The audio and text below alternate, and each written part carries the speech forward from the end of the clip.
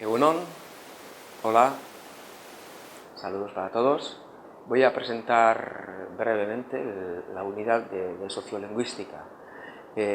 Bueno, decir que de alguna manera para poder entrar a ver cómo podemos revitalizar nuestras lenguas, necesitamos tener unas herramientas básicas de sociolingüística, ¿no?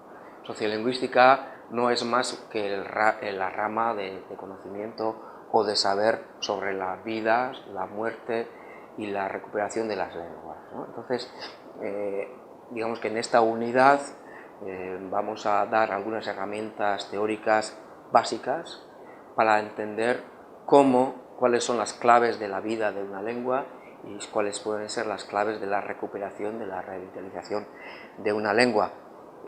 Vamos a hacerla de alguna manera explicada brevemente, que sería así, ¿no?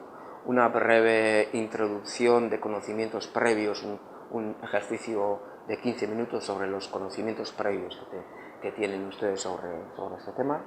Y después vamos a estructurar la unidad en 4 sesiones que van a tener cada una pequeña conferencia grabada con sus ejercicios. 3 de esas sesiones las va a grabar, las va a guiar Iñaki Arruti, y la 4ª sesión va a estar a mi cargo. Después de estas 4 sesiones haríamos, digamos, una última sesión ya en directo, vamos a decir, una sesión por online, pero donde vamos a estar todos durante 1 hora ya trabajando sobre las dudas, las preguntas, las inquietudes que han quedado y para hacer la síntesis final.